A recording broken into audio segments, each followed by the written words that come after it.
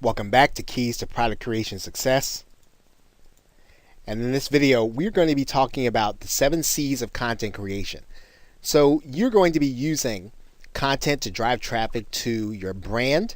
You're going to be using content to get people interested in what it is that you have to offer, whether or not it's on Facebook or social media. You do need to have something to share on social media, and that is going to be your content. Content is how people stay interested in what it is that you are going to be doing in your business, especially since you're creating information products. Now, the first aspect of content creation that you want to have in every piece, and this is whether or not you're going to be doing a podcast, a blog, Google Hangouts, whatever you're doing in order to create content, if you're using all these things, you want to have an element of care. In other words, one of the things that you can do to have successful content creation is make sure that your content addresses people's real concerns. So you can talk about the things that you know, you can talk about things that you're finding out in the industry, but you want to have good content creation. Make sure that your findings address people's needs, their real concerns. If people are concerned about how they're going to get more traffic, then address those concerns. I mean, it's great to talk about, let's say, the Google algorithm, but how does the Google algorithm relate to people's need to get traffic? Always make the connection to the things that people care about. Always make the connection to the things that people are concerned about in their business or in their life, depending on what it is that your niche is. Okay, the second C of content creation is that you need to be consistent. Okay, if you're going to blog, then you need to be blogging on a schedule. It's less important for you to blog every day than it is for you to blog on time. So if you're going to blog once a week, and you're going to have a post ready for Mondays, every Monday at that time, make sure you have that post ready, and then never miss a Monday. Right? It's important for you to be consistent. It's important for people to be able to know what to expect from you and for them to be able to get it. If you want people to pay attention to your content, you need to have a schedule and you need to stick to it. Right? So if you're not going to blog 2 times a week, don't say you're going to blog 2 times a week. Don't start out trying to blog 2 times a week. Try to do it once a week. If you're going to do a podcast, there's a gentleman whose name is John Lee Dumas, and he does the Entrepreneur on Fire podcast. And his USP is that he blogs or he does a podcast every day. Now, what most people don't know about what John Lee Dumas does is that he records all those podcasts on the same day. Right? So remember, if you're going to do something, just be consistent. It's more important for you to be consistent than for you to have lots of volume and be inconsistent. Right? To throw a bunch of blog posts on each other, a lot of them aren't going to get read if you don't have them done on a schedule on a consistent basis. Challenge. Okay? So in other words, do something challenging. Challenge people. Challenge the conventional wisdom.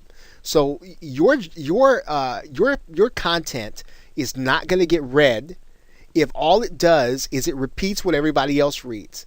Find the issue that everybody's talking about, and guess what? If you put that issue in Google, you're going to find about 1,000 copycat blogs who are all they're doing is rehashing what somebody else said and rehashing the stuff that somebody else thinks. Take a point of view, take a stand, and have a point where you are going to be talking about things from that challenges the conventional wisdom. Now again, you need to know what you're talking about, right? You need to don't just challenge and be controversial for the sake of being controversial. Come from a point of view of knowledge, come from the point of view of experience, but certainly challenge the conventional wisdom in your content. Converse. And this is sort of connected to what I'm talking about here. You should be adding to the conversation, right? You shouldn't be again just repeating or parroting what everyone else is saying, or you shouldn't even be talking about the things everybody else is talking about. Right? When you're creating content and you're looking to get customers want to hear something they haven't heard before. So it kind of almost stands to reason you need to be discovering some things people have not discovered. right, in your business, right? Your job is not to mirror what everybody else says. Your mirror is to create, is to innovate, and if you can do that in your content, you're going to be able to do that in your information products. Okay? Now, connect, right? Now, you want to think about what medium you connect the most in. Okay? So if you connect well in video, then use video a lot. If you connect well in blogging, do blogging a lot. If you connect well in audio, where do you communicate best? Where are you making the most of your connection? Where are you making the most? Where are you getting the most traction from customers? You want to use that medium and to really reach out and really connect with people, right, at a really personal level. So choose the medium where you can do that best in, and use that medium to connect with your customers and with your prospects. Okay, collect. Okay, collect. So you should be collecting contact information. That goes without saying. Content creation without collection is meaningless. So if you're not getting people's names and email addresses, that you can't contact them in order for them to buy something for you, you won't be creating content for long. Right, and this is one of the issues with blogging, right? If you're not collecting, if you're just doing it for, let's say, the love of the subject, that's great. You just can't do it for very long if you don't get any money, right? So you need to be collecting names and email addresses so you can sell these people something. And I hate to put it so bluntly, but that is really the way it is, right? You're creating content so you can drive people to what it is that you're doing that will help them. Don't cheat people by trying to teach them everything in your blog.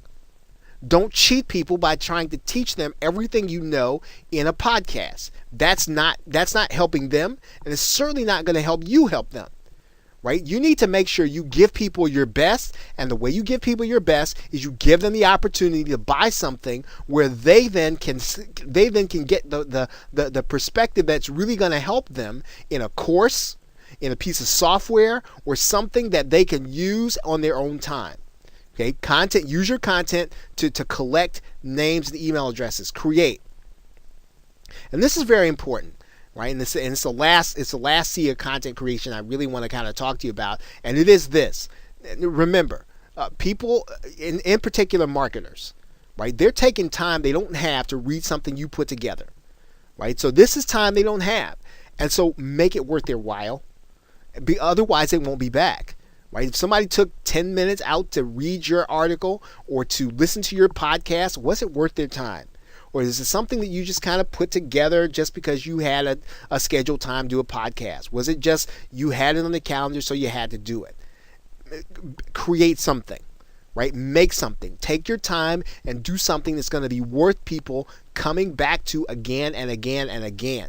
This is vital because content that really gets people to buy is interesting, right? So that means that, I think it was Alice Mondosian who said a long time ago, and he might still say this, that if you want to be interesting, you have to be interested in something.